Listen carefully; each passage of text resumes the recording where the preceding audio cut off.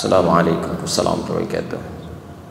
Saya seorang pedagang, tolong berikan nasihat agar bisa mengikuti sahabat Rasul seperti Uthman bin Affan, Abdurrahman bin Auf, Baik, terima kasih.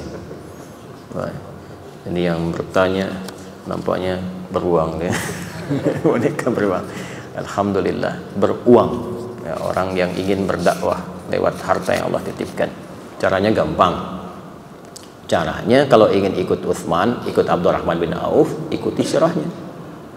Keluarkan sirah Uthman itu seperti apa. Sekarang banyak buku-buku tentang Uthman, mengeluarkan dari sejarah, dari hadis dan sebagainya. Siapa itu Abdurrahman bin Auf?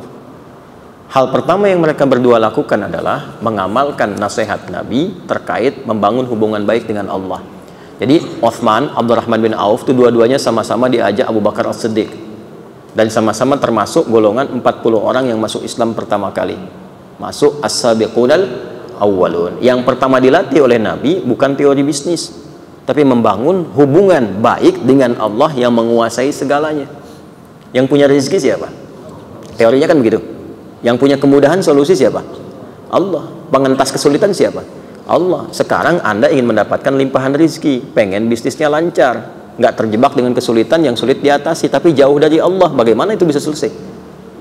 Karena itu kalau ada orang-orang yang jauh dari Allah dan dia mengandalkan kekuatan dirinya, kadang-kadang dibiarkan oleh Allah, ayo sampai kamu merasa mampu itu, sampai akhirnya lisan Anda berkata ya Allah, oh kan. Ya, karena itu apa yang terjadi? Yang mereka bangun adalah hubungan baik dengan Allah dulu. Perbaiki sholat. Dicek di kitabnya At-Tibyan fi Adab Hamalatil Quran, Al-Imam An-Nawawi itu sampai merangkum kebiasaan Uthman bin Affan, Abdurrahman bin Auf, Tamim Ad-Dari. Apa kebiasaan mereka? Tidak pernah meninggalkan tahajud dan dekat dengan Quran. Itu sampai mereka sukses pun, ketika di Madinah itu sukses bisnisnya, tidak ada yang melampaui kegembiraan mereka kecuali menunaikan sholat tahajud di malam hari sampai khatam Al-Quran. Jadi itu sesibuk-sibuknya masih sempat tahajud, sesibuk-sibuknya. Makanya kekayaannya dianggap biasa oleh mereka. Abdurrahman bin Auf itu pekerjaannya sebulan itu kalau dari hasil penghasilannya itu masih bisa dibagi dengan penduduk Madinah. Sepertiga dari penduduk Madinah itu ada yang dibantu oleh beliau untuk dilepaskan dari utang-utangnya. Sepertiganya lagi diberikan pinjaman modal untuk berusaha.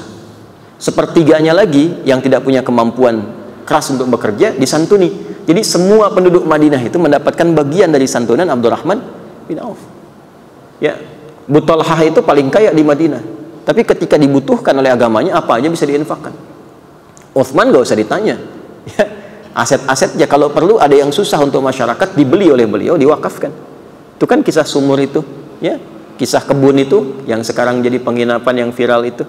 Itu pekerjaan mereka. Bagaimana itu bisa terjadi ketika hubungan dekat dengan Allah itu terjalin? Karena itu kalau kita ngaji Kitabul Buyu', bab tentang bisnis, sebelum nyampe ke sana kan dibuka dengan Kitabul Iman, Kitabul Ilmi, Kitabul Shalah. Imannya perkuat dulu, belajar ilmunya yang kuat, ilmu manajemen bisnis, ilmu dagang, supaya tahu bagaimana Islam memberikan spirit kepada perdagangan dan bisnis. Jangan menipu, jangan curang, ini strateginya. Bagaimana bikin objek kita mudah dikenali masyarakat, bagaimana orang senang dengan produk kita, bagaimana orang-orang itu melihat produk itu dengan hati, bukan sekedar dengan pikiran. Jadi begitu datang tuh udah nggak nawar lagi, itu ada. Ya, membangun trust teorinya bagaimana ada. Tapi setelah Kitabul Iman, Kitabul Ilmi, baru kemudian masuk kepada jembatan-jembatan yang kuat. Kitabul Shalah, sholatnya isi. Kan nanti ada sholat-sholat tertentu yang mensupport kepada lapangnya rezeki, seperti sholat duha. Tapi bukan berharap dengan sholat itu ditarik ke dunia, bukan. Otomatis tuh kalau sholatnya benar, Allah lapangkan rezekinya. Ada yang terkait dengan perlindungan. Jangan dikira bisnis ataupun bahkan berdagang akan sepi saingan. Kadang-kadang teorinya, ini di Quran isyaratnya sampai di hadis, akan ada persaingan-persaingan yang kadang-kadang kasar sifatnya. Ada yang ingin menjatuhkan, menyingkirkan, bahkan ingin menzalimi. Itu akan ditemukan. Ya, orang Yahudi itu kan dendamnya kepada Nabi saat di Madinah. Salah satunya karena faktor bisnis.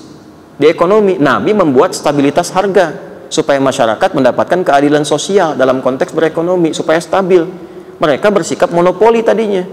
Sudah 600 tahun berhasil monopoli di sana. Distabilkan lagi oleh Nabi, marah mereka. Ya, ketika marah itu merasa bisnisnya terganggu, padahal Nabi ingin menerapkan keadilan sosial pada masa itu. Maka dibuatlah kemudian makar-makar dan sebagainya. Dibiayai orang-orang tertentu untuk menyakiti Nabi. Itu bisa terjadi. Nah, nanti ada teori-teorinya seperti apa supaya dilindungi. Tahajud itu mendatangkan perlindungan dari Allah, bahkan membimbing Anda untuk bersikap proporsional dan profesional.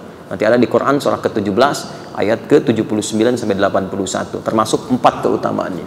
Rabbi adkhilni mudkhala sidqin wa akhrijni mukhraja sidqin waj'alni min ladunka sultanan nasira.